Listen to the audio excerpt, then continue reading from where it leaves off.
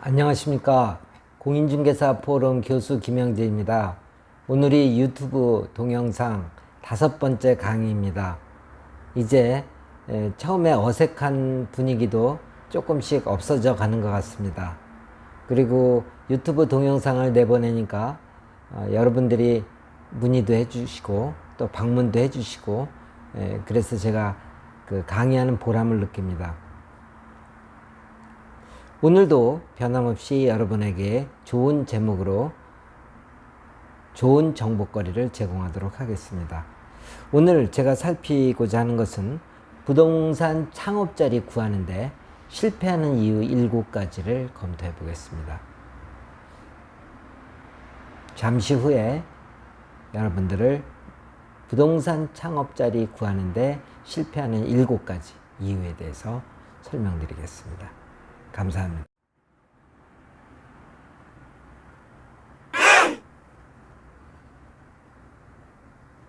안녕하십니까. 오늘은 또 새로운 주제로 여러분들과 함께 하게 되었습니다. 동영상 강의를 통해서 지방에서 많은 새로운 정보를 얻는다고 고마워해 주셔서 저도 보람을 느낍니다. 자, 오늘은 창업을 하려면 중개업소를 얻어야 되는데 왜 그런 것들이 실패를 하는지 7가지 이유를 들어서 설명을 하겠습니다. 처음 중개업소를 얻으러 다니시는 중개사님들하고 얘기를 해보면 그 이유를 알게 되는데요. 첫 번째는 좋은 점포를 찾아 나서려는 노력이 부족합니다. 우리 한국공인중개사협회 사이트에 중개업소 매물란에 보면 좋은 업소들이 많이 나와 있습니다. 주옷 같고 진주 같은 물건들이 나와 있죠. 그렇지만 그 물건의 10% 미만만이 좋은 물건입니다. 그렇지 않고 나머지 물건들은 소위 말하는 동네 물건이어서 1개월 전에도 나오고 3개월 전에도 나오고 심지어는 6개월 전에 나온 것이 계속 나오기도 합니다. 그러면 그 10%에 해당하는 좋은 물건은 어떻게 됩니까? 나오자마자 하루나 이틀 만에 없어져 버립니다. 그러나 여기서 잠깐 생각해 볼 게 있습니다. 그런 협회 사이트에 나온 물건만 물건으로 생각하지 마십시오. 준비를 잘하는 중개업자는, 좋은 자리를 찾아내는 중개업자는 현장의 업소들을 방문해서 갑니다. 현장의 업소들을 방문해서 나오지 않은 물건들을 찾아 나섭니다. 실제로 내놓지 않은 좋은 물건들이 많기 때문입니다. 그런 물건을 찾아 나서다 보면 좋은 물건이 찾아지기 마련이고, 경우에 따라서는 내가 하고 싶은 중개업소를 들러서 그 업소와 직접 컨택하기도 합니다. 물론 가자마자 가게 내놓으셨어요? 가게 내놓으시겠습니까? 뭐 이런 식으로 하면 안 되겠죠. 좋은 중개업소 나왔습니까? 하고 물어보다가 이거저거 보다가 혹시 사장님 사무실은 내놓지 않으십니까? 이런 식으로 묻겠죠. 아니면 이럴 수도 있습니다. 나 다른 데 내놓지는 않았는데 혹시 고객께서 이 사무실을 할 생각 없냐고. 오히려 그쪽에서 업소에서 나에게 창업자리로 제공하는 경우도 있습니다. 그럴 때는 못 이기는 척하면서 할 수도 있겠죠. 두 번째는요. 실패하는 이유는 월세가 어느 정도는 뒷받침돼 줘야 되는데 월세를 싼 것만 찾습니다. 월세를 싼 것만 찾다 보니까 어떻게 되죠? 좋은 물건을 찾을 수가 없습니다. 예를 들면 기준을 저는 한 100 정도로 잡고 있는데 100 이하 물건은 B급, C급 상가, 다세대 다가구 요 정도입니다. 예를 들어서 매출을 500 이하로 잡는다고 한다면 뭐 그런 데도 괜찮습니다. 그러나 그 이상의 매출을 잡는다고 한다면 조금 더 생각해 보셔야 됩니다. 200, 300, 400, 500 되는 장소라는 것이 확실하고 매출이 확실하게 일어나는 곳이라면 과감하게 베팅하는 자세도 필요하다는 말씀입니다. 그저 처음 하시는 분들은 겁이 나서 그냥 싼 월세만 주로 찾아다니는데, 우리가 흔히 하는 말로 싼 게 비지떡이란 말이 있죠. 어느 정도는 월세가 돼야 됩니다. 그러나 월세가 높다고 해서 꼭 잘 되는 건 아니고, 월세가 낮다고 해서 꼭 안 되는 건 아니니까 선별해야 되겠죠. 다음으로는 투자 금액을 처음에는 적게 하고 싶어 합니다. 그래서 한 곳에서 하다가 좀 잘 되고 중개업이 나한테 맞는 것 같고 좀 성공의 기미가 보인다 하면 그때 자리를 옮겨서 좀 제대로 투자하겠다는 생각을 가지신 분들이 많습니다. 그러나 생각을 해보십시오. 가게가 수준이 다른 중개업소에서 수준이 높은 중개업소로 간다. 이랬을 때 각각의 손님들은 틀립니다. 각각의 물건들은 틀립니다. 그대로 고객을 가지고 다른 곳으로 옮기기 힘들고 그대로 물건을 가지고 다른 데로 옮기기는 쉽지 않다는 얘기입니다. 다시 말해서 처음에 자리 잡을 때 제대로 자리 잡아야지 뭐 여기서 조금 하다가 옮겨서 또 더 잘하고 이거는 없습니다. 때문에 업소를 선택을 잘해서 베팅을 해야 되는 곳이라면 베팅을 해야 됩니다. 다음으로는 권리금을 어느 정도 지불해야 됩니다. 권리금을 안 주겠다. 권리금이 아주 싼 데로만 간다. 이것도 역시 월세와 같은 개념으로 보시면 됩니다. 서울에는 회원제라는 게 있습니다. 업소 간에 자기네들의 권리금을 보호하기 위해서 카르텔을 형성하는 것이죠. 그걸 조금 더 강화하기 위해서 그 안에 거래 정보망을 둡니다. 텐, 레이더, 날개, 알터, 마이스파이더 뭐 이런 것들을 쭉 있습니다. 그런 거래 정보망이 뭐냐고요? 그거는 그 회원들만 보는 거래 정보망입니다. 일반들은 볼 수가 없겠죠. 다시 말해서 그 거래 정보망을 통해서 자기네 중개업자들끼리 공동 중개를 할 수 있는 네트워크를 만들어 놓은 것입니다. 그러면 회원이 아닌 사람은 그 네트워크를 볼 수가 없죠. 회원이 아닌 사람은 전화 오면은 끊어버립니다. 아, 거기는 우리 회원이 아니기 때문에 거래 안 합니다. 딱 끊어버려요. 그죠? 그러면 결국은 회원권이 권리금이라는 겁니다. 그러면은 이러한 권리금을 주고라도 내가 제대로 된 중개업소에서 해야 됩니다. 물론 권리금 없는 데도 있고 회원제 없는 데도 있습니다. 그것도 거기 가서 생각해 봐야 되겠지만 회원제라는 것이 확실하게 된 경우, 그 경우는 우리가 회원제로 들어가는 것이 편하답니다. 회원제인 곳에 문방구가 하나 나왔다. 정육점이 하나 나왔다. 그래서 거기다가 중개업소를 차린다. 버티기 힘듭니다.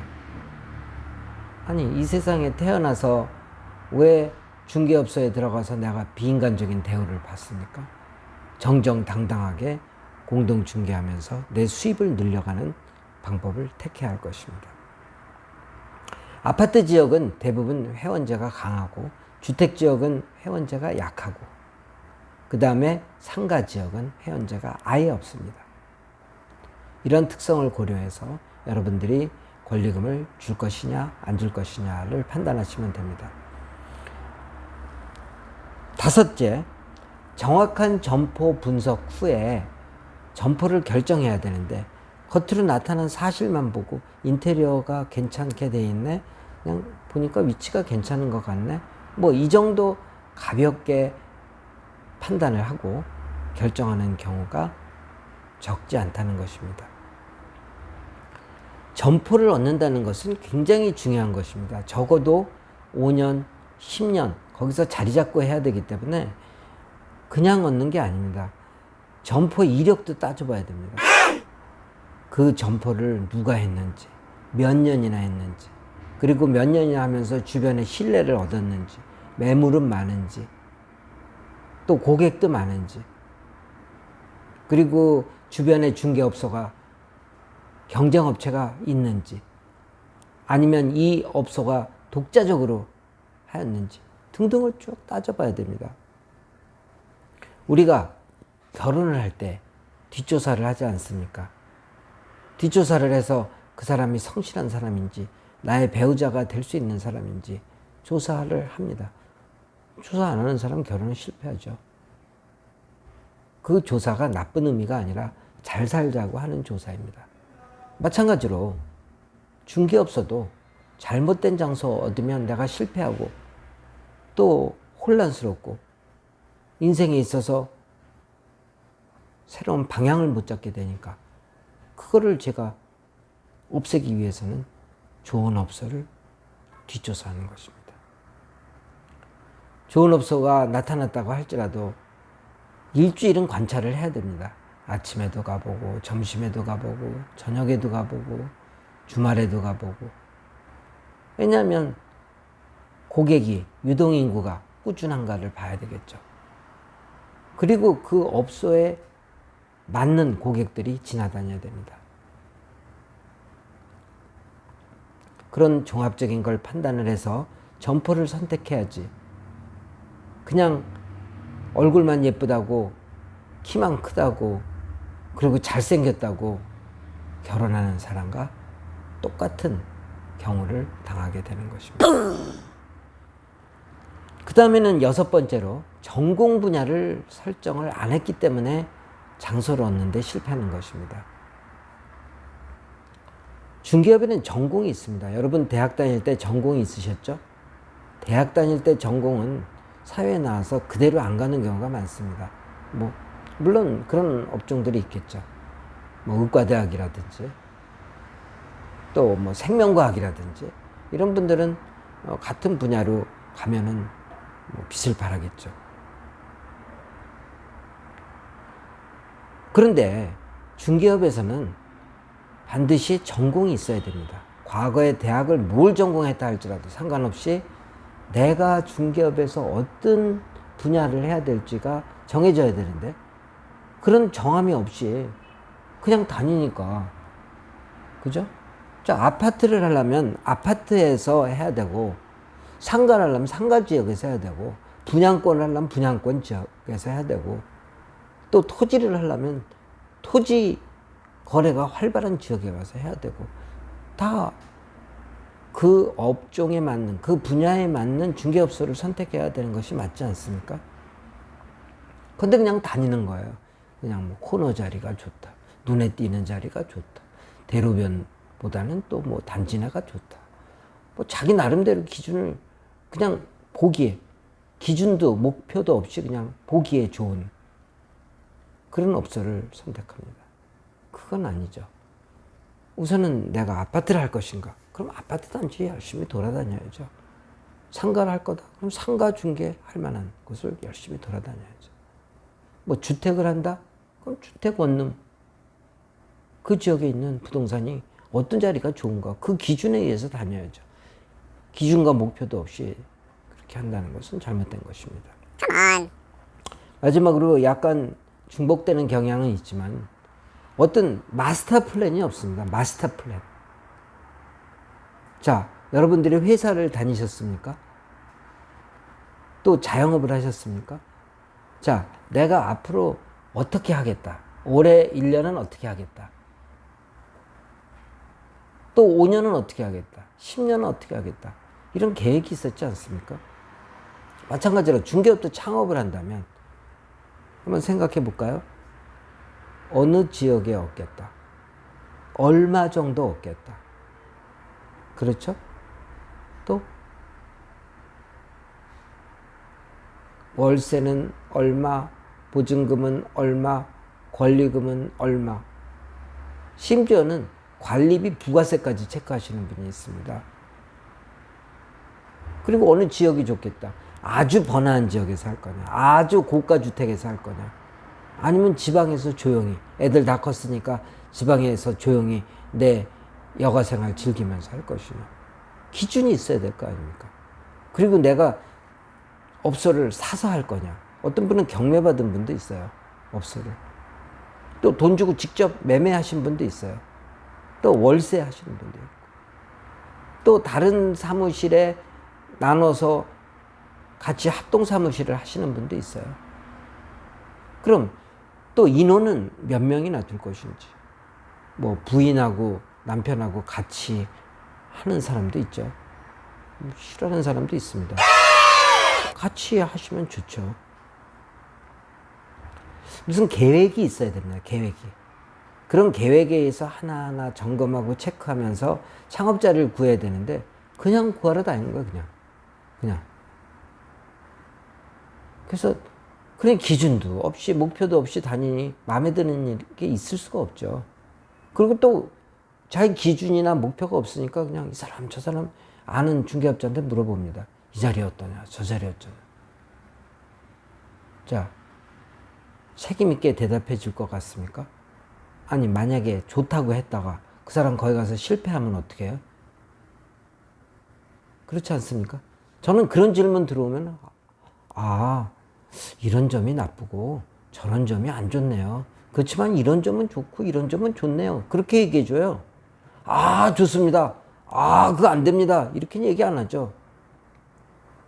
판단은 누가 하는 겁니까? 본인이 하는 거예요. 본인이. 누구한테 의견은 들을 수 있지만 그 사람한테 결론을 얻으려고 하지 마세요. 본인이 하는 겁니다. 그렇다면 기준과 목표가 있어야 되겠죠. 그렇습니다. 중개업은 어떤 분야를 내가 할 것인가를 결정을 하고 그 선택된 분야에 알맞는 지역과 장소와 가격대와 이런 거 맞게 중개업소를 선정해야 됩니다. 그리고 나서 하드웨어적인 것이 됐으면 소프트웨어적인 것은 들어가서 이제 사무실을 어떻게 운영하느냐 하는 부분은 본인이 부딪히면서 해야 되겠죠.